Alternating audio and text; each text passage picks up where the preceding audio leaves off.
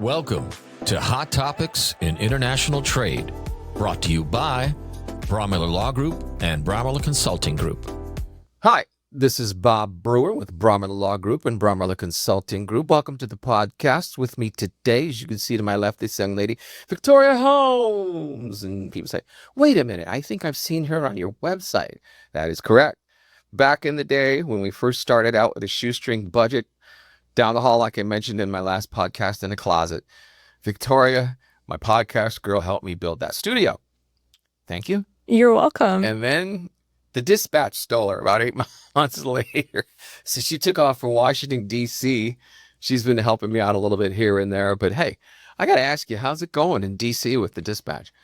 It's going crazy, number one, because Trump was elected into office. And I don't want to get into politics. I don't want to get too political. But as you can imagine, working for a media company in D.C. has been different. There's always something different every single day. No kidding. And yeah, and I was there a couple weeks ago, actually last week, for when he recently deployed all the national troops. Oh yeah, how was that? That was, so I assume that the first couple of days that it happened, it was much more intense. By the time that I got there were only 2 or 3 troops just walking around the mall. Okay. They were mostly centered at metro stations. They were mostly stationed at metro stations, which I am okay with because crime in DC is usually perpetrated by gangs of younger kids. And that usually happens on the metro, the subways and stuff like that. But it is pretty scary to see National Guard troops with their, guns and then their military camo just walking around. And they're getting ready to go in Chicago. Yeah. Interesting place to be right now, to say the least. It is very interesting. I love it. I personally love being in the middle of all the political chaos that's happening. But it's not necessarily the best thing for our country at the moment. Yeah. Speaking about that chaos. So chaos, obviously. See, now she's not only she was my podcast producer, helps me out on the case. She's also a journalist. I am. Yes. So Victoria, you'll notice, hey, she's written some articles. That's exactly right. She has, and she's actually become, I think you're number 2 author, number 3 author right now. Yes. A non-attorney. How about that? No, not at all. Yeah. Now, I wanted to ask you, too, because I wanted to, this focus of this podcast, me, ladies and gentlemen, it's going to be a little bit about China, more China. But you wrote an article not too long ago that was about how we were pushing Latin America and China together more. Yeah. Yeah. How did you think about that for a minute? So there's a lot going on here. To kind of bring in some more context, Latin America does not see the United States as favorable as probably us Americans think that they see us. We think, oh, us in Latin America, we get along well. They're not a super anti-American bloc like Russia or China. Well, that's not necessarily the case because the United States has been involved politically in Latin American countries for decades. So when we're talking about China coming in to invest in their infrastructure, to invest in, businesses, to talk about trade and stuff like that, then the Latin Americans do not see that necessarily as a threat that us Americans would, because they don't necessarily like the idea of one superpower controlling the region. Right. So if China comes in and invests, then they see kind of maybe a little bit of, what's the word? They have a little bit of some power to negotiate if they can, have China come in and they can use that against the United States. So politically, Latin America is sort of welcoming in this Chinese investment, Chinese infrastructure. Oh, yeah. Specifically because it does give them some sort of negotiation tactic against the United States. And so because the United States has been involved politically in Latin America, there's actually interesting factions going on right now within Latin American politics where Trump is an organizing force for people to campaign. So there's going to be pro-Trump politicians, anti-Trump politicians. And so that is something that I find very interesting that, America's politics is kind of on the world stage, but in Latin America, it's also an organizing force. So that is something that I kind of just want to bring in context for, that when you hear about China investing in Latin America is in favor of it, Absolutely. which is not good for the United States at all. I looked at that. That last podcast I did, I even mentioned that Chankay port in Peru they're building. Yeah. That is huge. That is going to be an amazing piece of land once it's developed for trade. Yeah. Also, that Bolsonaro. I mean, he's going to be convicted of the coup. So President Trump doesn't like that. Yeah. But those are the kinds of things that they look at from the perspective of, you're not the only player. Yeah. Because I even wrote an article. When you look around, I mean, look at what's going on even with India. Yeah. It's huge. The thing that happened a couple days ago with China, India, and Russia, I can't remember what exactly the summit is called or whatever. China was showing off their military power. Sure. They're showing off their drones, and that's taken decades for them to build out. And so the fact that they were showing it off that's kind of a show of force, because they usually don't do that. Right. And then you have India going in there and shaking hands with it. It is just absolutely embarrassing right now for the United States. I know. And there's something I want you to write an article on. I was thinking about this the other night.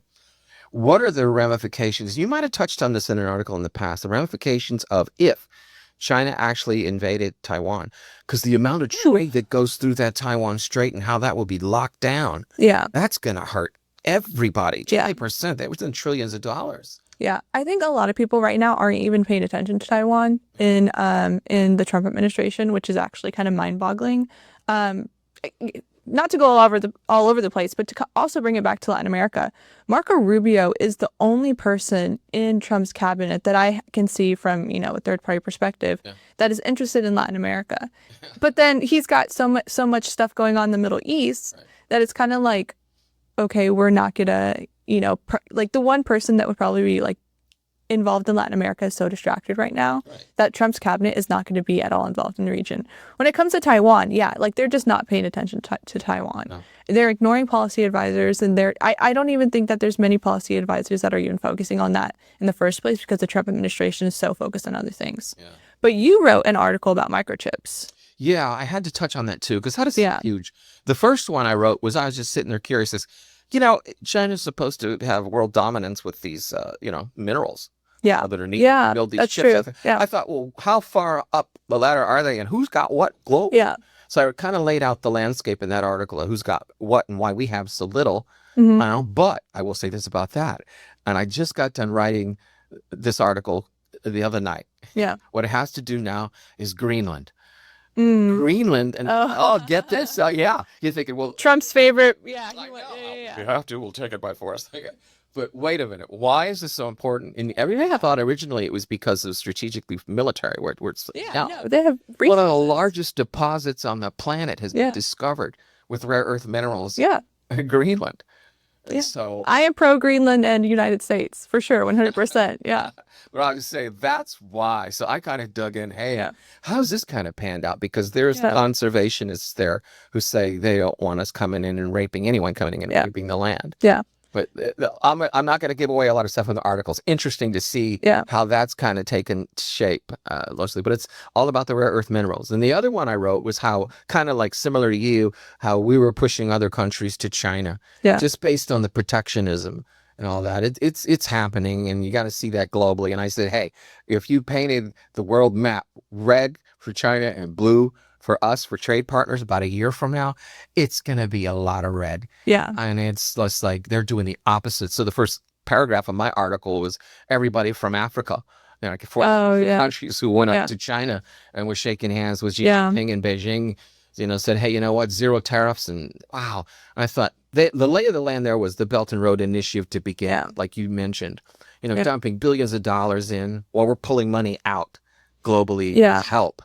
And they've done just the opposite. Yeah. And I'm thinking, this is a good play for Xi Jinping. Yeah. We're friendly. Yeah. And, the Taiwan thing stays in the background. Well, if you are, then why would you even mention that kind of? Yeah.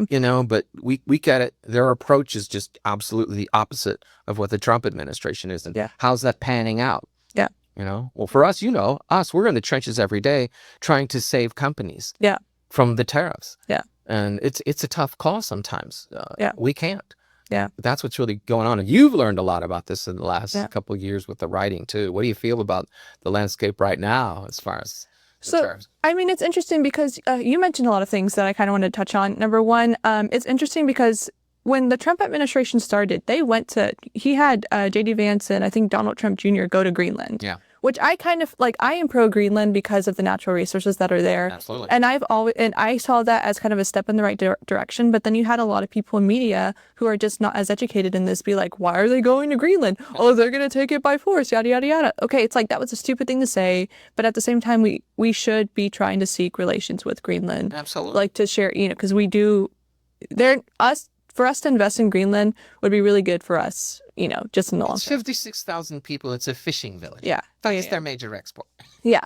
So, and then we also have the capabilities to invest in Greenland because Greenland itself does not have the capabilities to take control of those resources. Right. So it'd be good for both of us, number one. So I am pro Greenland. I just think sometimes the Trump administration says stupid things. And so, but I don't think that's a bad move. At this point, you're writing an article on it. So I don't know what the next steps are, if there's been any next steps. It's in the courts. It's in the courts? It's Okay. in the courts. And the courts will decide who gets to go forward. And there's a lawsuit. Okay. I honestly touched on this. I saw a 60 Minutes episode from Australia.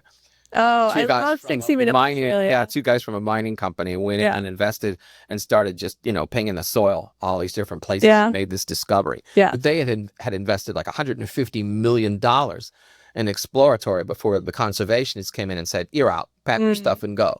And like said, no, it doesn't work that way. Yeah. You let us in. This is what we spent. We're moving forward. This is huge. So they came to New York and got some funding in place. Yeah. And then going back. So, it's a heavyweight right now. But do the conservationists win in Greenland is the question right now. Because how can they keep this mining, down under the scope of ruining the land to all? Well, and that's actually another point, kind of bringing it back to Latin America, is that Latin America sees China as a good exporter for its own natural resources. Yep. Because China only has, I think, something like, don't quote me on this, but something like 9% of natural water reserves. Okay. Latin America has like 17% or 21%. I don't know the percentages, but it's just exponentially more. Yep. And so Latin America sees China as being a number one exporter for their goods. And so that's why they're also wanting to invest in relationships with China because it could bring their money. And then also speaking of that, like when China invited a bunch of Latin American leaders over for, I think, a summit back in May, I think. I apologize for not being completely 100%, throwing these things off the top of my head, like the dates and whatever. But China invited Latin American leaders back to China for a summit back in May. And those Latin American leaders saw what Xi Jinping was able to do with China and turn it around in terms of infrastructure. And they get made fun of, roads nowhere, bridges nowhere, whatever. But I think it did kind of make an impression on these Latin American leaders because they're like, oh, if China does that and I can bring this infrastructure back to my country, then I can be elected again, So, I mean, I think at this point, China's investment in Latin America is something that they're excited about. Well, I don't want to say excited, but it is something that they see opportunity for themselves in. And so I think when it comes to the United States and China both vying for power in this region, it's like we're gonna have to be competitive now. We can't just wash our hands and be like, oh, this is our region, they're allies with us. No, at this point, China is becoming a dominant force in this region, and we are lacking in all sorts of areas: infrastructure, military, all that kind of stuff. Well, we're gonna have to stop this podcast and go to part 2 here. Oh, yeah. Yes, because it has to do with another article that I wrote that the sanctions and the bans and the tariffs are fueling innovation in China. Yeah, and I can prove that. But Victoria Holmes and I will be back with part 2. So check that out, a little bit more on China and the landscape out there. Thanks.